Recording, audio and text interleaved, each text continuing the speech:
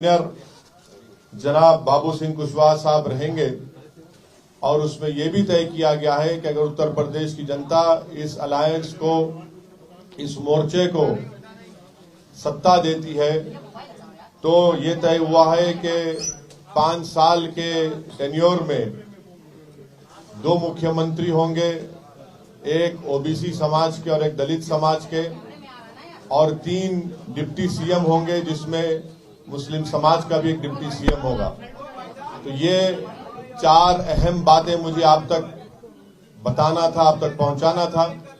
अब मैं माइक देता हूं जनाब बाबू सिंह कुशवाहा साहब को, मैं माइक देता हूं जनाब श्री वामन मिश्राम साहब को, जो राष्ट्रीय परिवर्तन मोर्चा के अध्यक्ष हैं। वो आपसे बात करेंगे।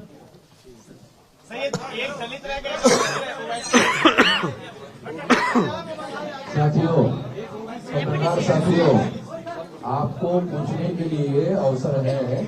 अभी हम अपनी बात आपके सामने रखते हैं, उसके बाद सवाल जवाब होगा।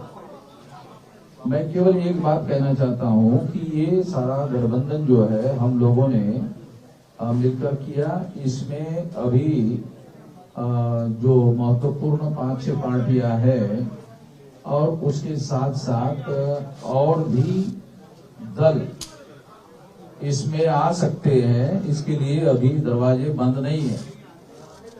तो एक तो ये बात है।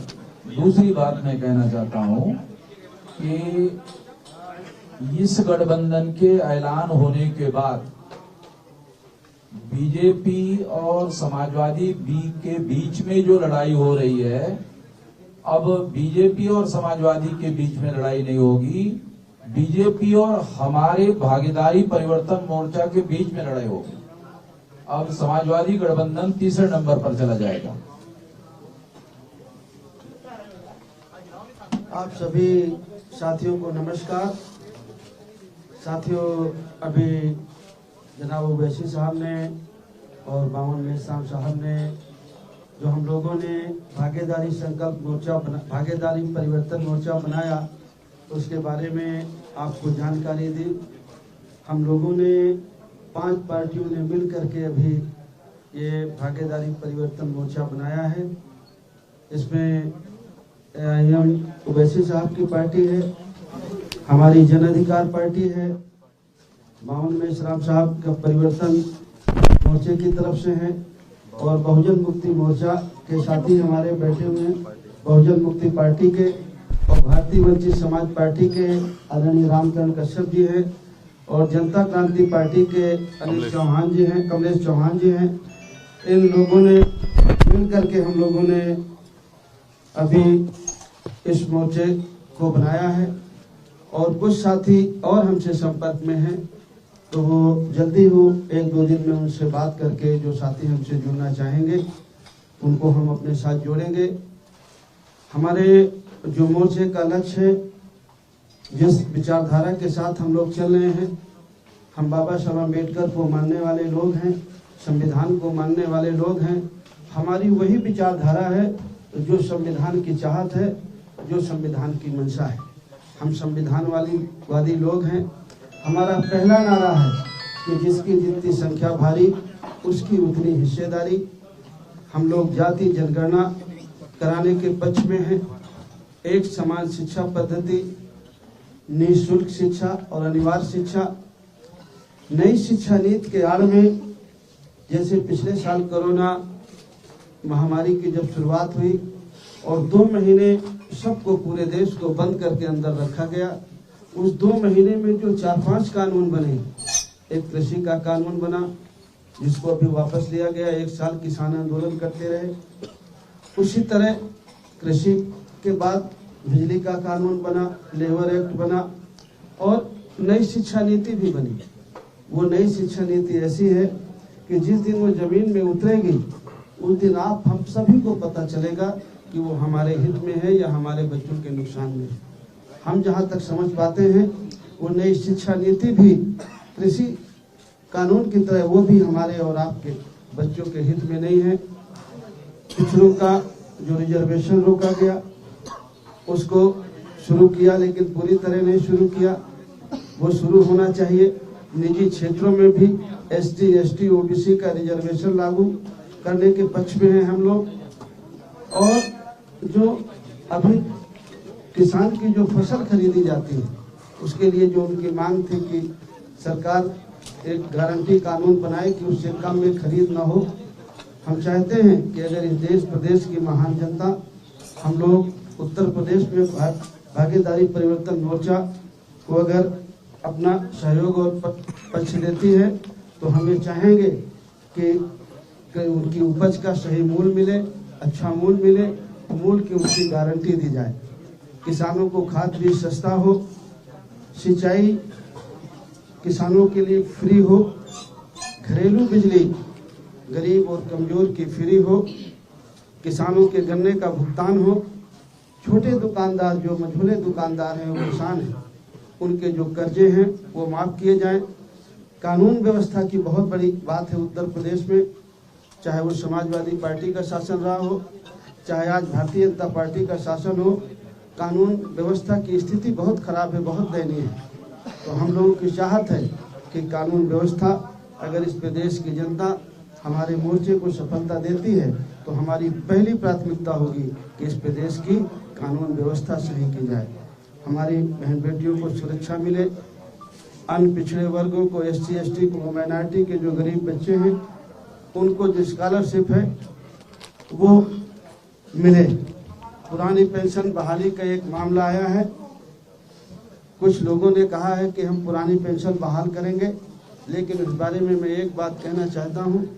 जब इस देश के प्रधानमंत्री माननीय अटल बिहारी वाजपेयी जी थे, उन्होंने पुरानी पेंशन को बंद कर दिया था, अब पेंशन नहीं दी जाएगी ऐसा उन्होंने कानून बनाया था। उस समय प्रदेश में समाजवादी पार्टी की सरकार थी और सबसे पहले अगर उस कानून को किसी ने माना तो उत्तर प्रदेश की सरकार ने माना। पिछली बार 5 साल समाजवादी पार्टी की सरकार रही, उन्होंने पुरानी पेंशन बहाल नहीं की। अभी भी बंगाल में पुरानी पेंशन लागू है, बहुत सारे प्रदेशों ने धीरे धीरे करके उस पेंशन को खत्म किया, लेकिन सबसे पहले अगर खत्म किया तो उत्तर प्रदेश की समाजवादी पार्टी ने खत्म किया। आज वो जरूर कहते हैं कि पुरानी पेंशन वो बहाल करेंगे, लेकिन वो करेंगे या नहीं करेंगे, लेकिन अगर इस मोर्चे को लोग सहयोग देते हैं, बहुमत देते हैं, तो ये मोर्चा जरूर पुरानी पेंशन को बहाल करेगा। ऐसी कुछ मुद्दों के साथ हम लोग चुनाव में जा रहे हैं। हमारे सीटों के बंटवारे में कोई विवाद नहीं है, लगभग 90-95% सीटों पर हम लोगों ने काम कर लिया है। कुछ लिस्टें हमारी जारी भी हो गई हैं, आने वाले 2-3 दिन में हमारी सारी लिस्टें जारी हो जाएंगी। कुछ बातें आपको जानकारी में देना था। ओवैसी जी, आप कहते थे कि मुसलमानों का मुख्यमंत्री उत्तर प्रदेश में होना चाहिए, लेकिन इस बार जो मुख्यमंत्री बनाएंगे उसमें एक भी मुसलमान नहीं रहेगा। कहाँ कहा था हमने? हमेशा से आप कहते हैं। कहाँ कहा था बताइए? किसने कहा? हमने कहा था कि हिस्सेदारी की लड़ाई है और हमारे राष्ट्रीय स्पोक्सपर्सन आसिम खान साहब ने ये कहा था कि डिप्टी CM एक मुसलमान होना चाहिए, वही कंसिस्टेंटली हम लोग कह रहे हैं। आजाद के लिए क्या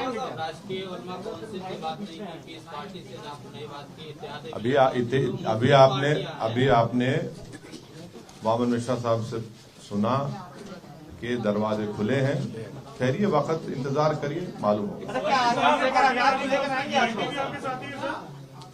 पार्टी भी आ रही है आपके साथ जी, VIP पार्टी भी आ रही है क्या? आपने बहुत सारी कोशिश करवाई थी, जी, जो है आखिरी मौके पर जो वैसे आपके साथ आप आए हैं, ये विकल्पहीनता मजबूरी का गठबंधन है या पहले से आप इस पर काम कर रहे थे? नहीं, ये मजबूरी का गठबंधन नहीं है। जिस विचारधारा के हम लोग हैं, हम लोग पिछले 4 महीने से पिछड़ा दलित अल्पसंख्यक भाईचारा बनाओ सम्मेलन पूरे प्रदेश में कर रहे हैं।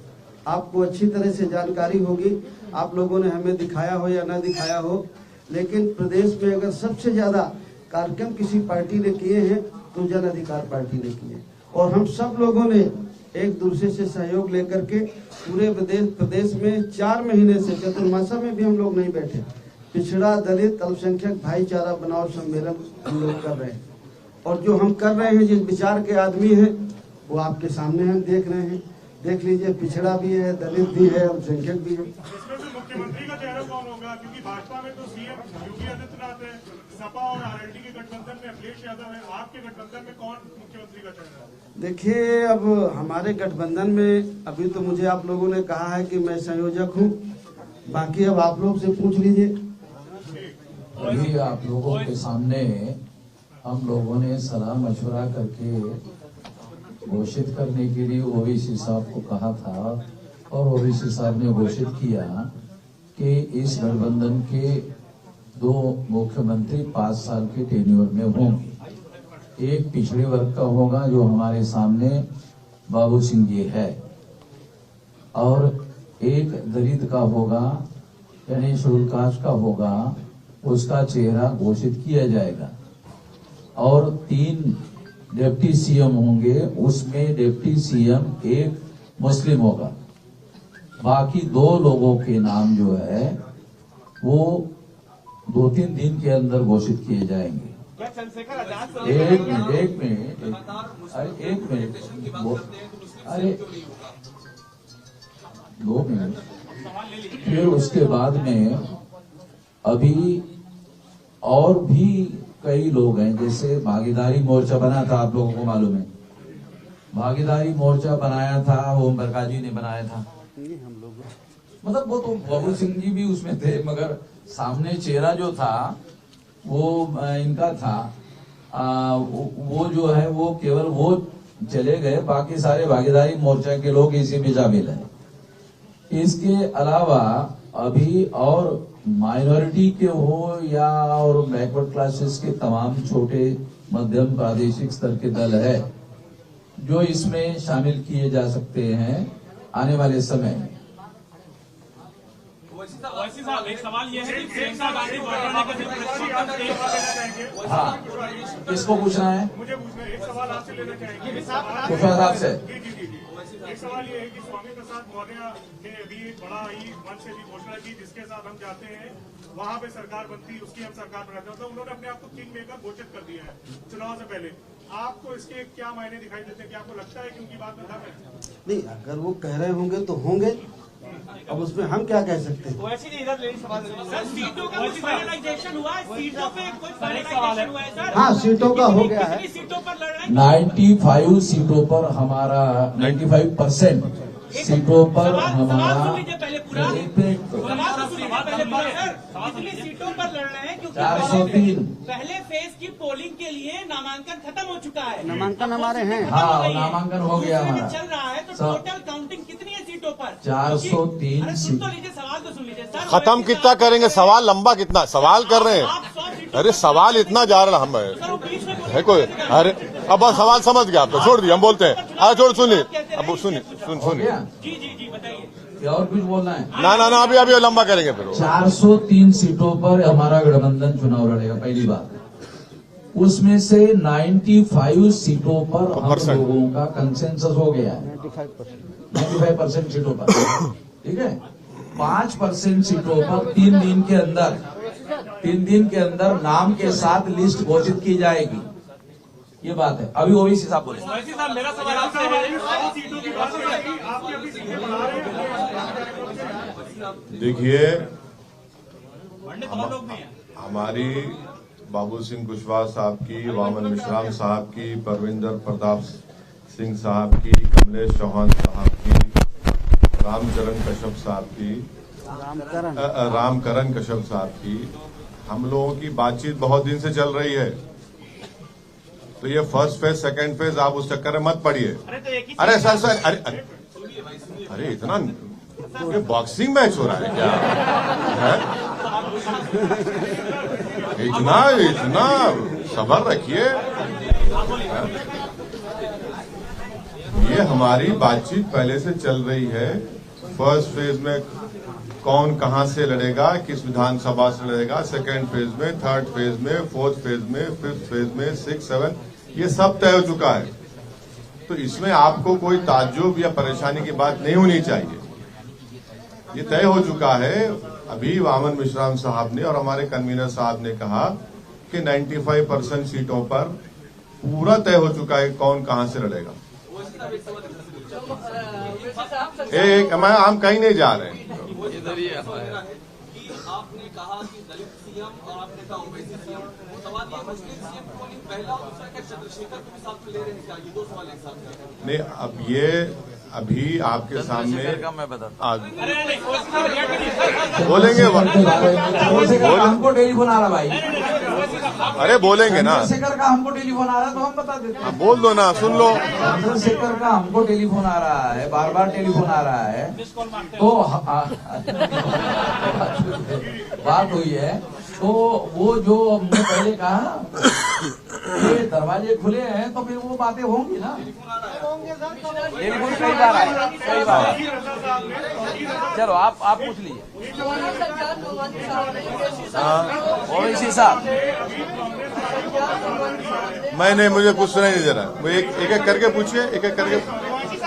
तौकीर रजा साहब ने दिया है, उन्होंने बोला है कि ओवैसी साहब को क्योंकि पूरे माहौल को देखते हुए और बीजेपी को क्योंकि हराना है, इसलिए उन्हें इन चुनाव से दूर रहना चाहिए, उत्तर प्रदेश के चुनाव से दूर रहना चाहिए, ऐसा वो कह रहे हैं। हाँ जी, उनकी राय हो सकती है। मेरा सवाल ये है, हाँ बोलिए विशाल। मेरा सवाल ये है कि कल प्रियंका गांधी वाड्रा ने जब प्रेस कॉन्फ्रेंस की तो उन्होंने कहा कि पोस्ट पोल अलायंस के लिए कांग्रेस के जो दरवाजे हैं वो खुले हुए हैं, और जब मुख्यमंत्री के बारे में पूछा गया तो उनका कहना था कि मुझसे ज्यादा बेहतर चेहरा आपको उत्तर प्रदेश में क्या नजर आता है? आपका जरूरत पड़ेगी तो समाजवादी पार्टी को दे सकते हैं समर्थन। मैं कांग्रेस तरफ से कुछ नहीं बोल सकता। सज्जाद नमाजी साहब ने आपको no comment, no comment, no comment, no comment. सपा कहती है कि 10 मार्च को भारतीय जनता पार्टी कहती है इस बार 325 प्लस। आप बताइए कि उत्तर प्रदेश के चुनाव में क्या होने जा रहा है?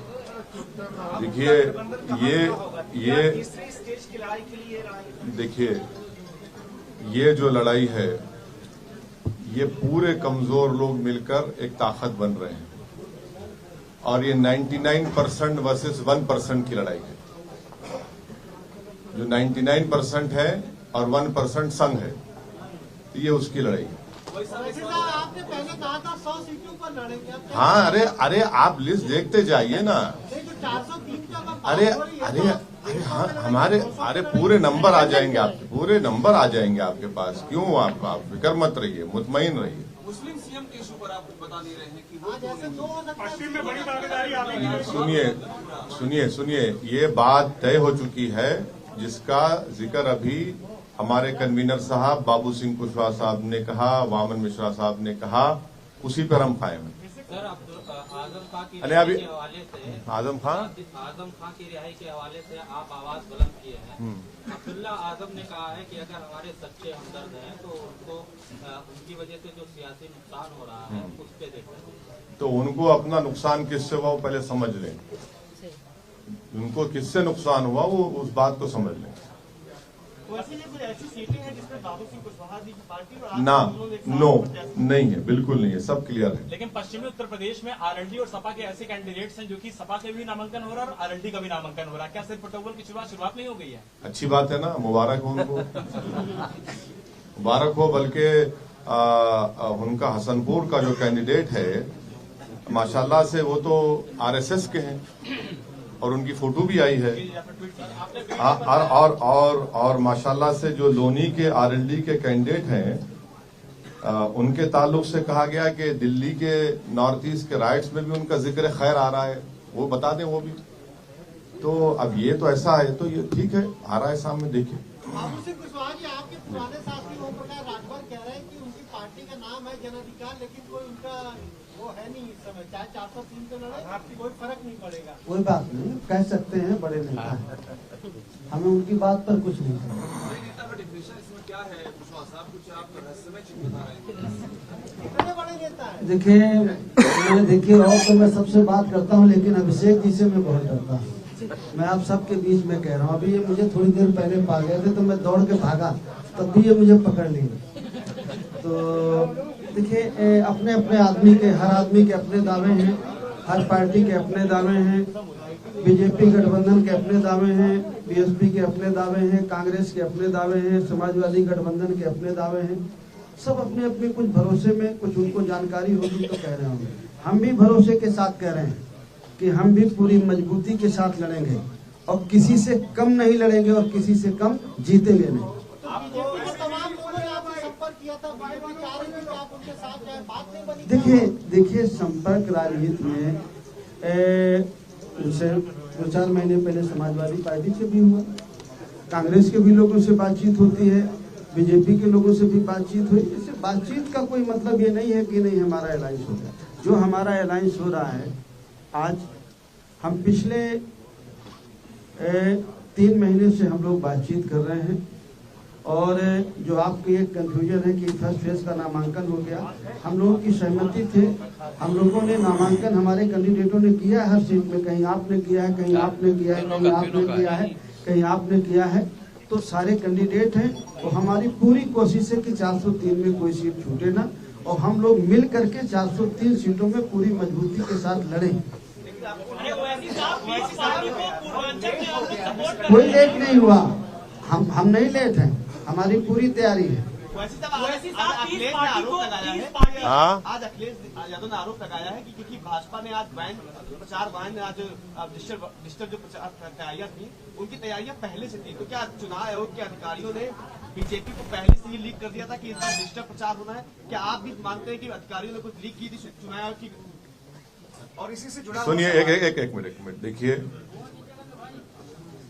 जितने पॉलिटिकल पार्टी का और पॉलिटिकल पार्टी का आपने भी नाम लिया, क्या समाजवादी पार्टी ने इलेक्शन कमीशन ऑफ इंडिया को लेटर लिखकर ये कहा कि फिजिकल रैलीज अलाउ की जाए? सिवाय हमारी पार्टी के किसी एक पॉलिटिकल पार्टी ने इलेक्शन कमीशन ऑफ इंडिया को लेटर नहीं लिखा। मैं शुक्रगुजार हूं इलेक्शन कमीशन ऑफ इंडिया के चीफ इलेक्शन कमिश्नर का कि हमारी उनसे नोटिफिकेशन आने के 2 दिन के अंदर वो हमसे फोन पर बात किए। हमने उनसे रिक्वेस्ट किया कि सर आप कम से कम एक पॉलिटिकल पार्टी को एक विधानसभा में 500 लोगों के साथ फिजिकल रैली करने की इजाजत दीजिए, पूरा कोविड नॉर्म्स को फॉलो करते हुए। और फिर हमने यही बात को चीफ इलेक्शन कमिश्नर को लिखकर भी दिया। हमने कहा कि फ्री एंड फेयर इलेक्शन का मतलब यह है कि सबको एक लेवल प्लेइंग फील्ड मिले। तो आपको भी लिखकर देना चाहिए था, आपने क्यों लिखकर नहीं दिया?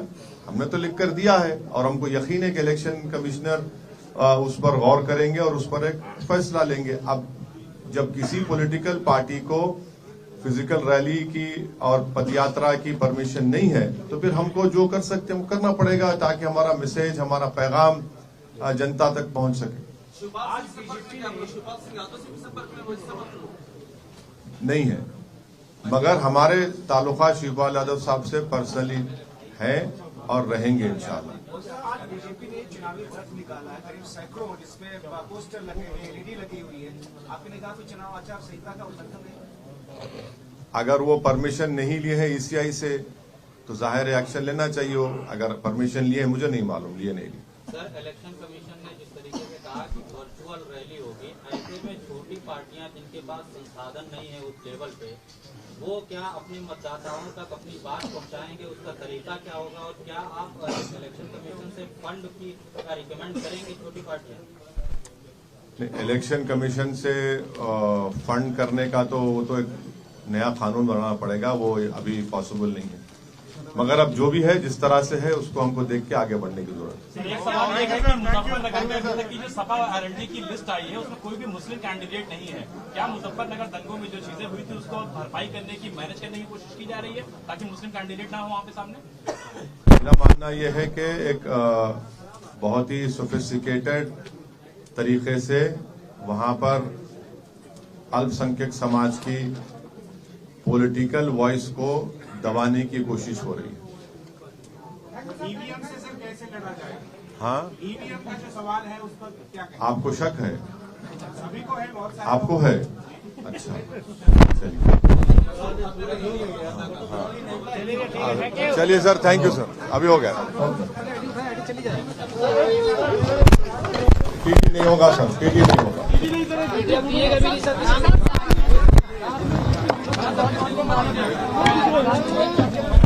ये सर हाथ पकड़ के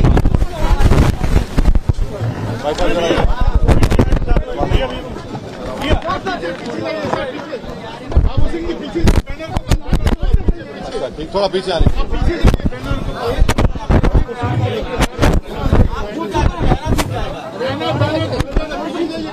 और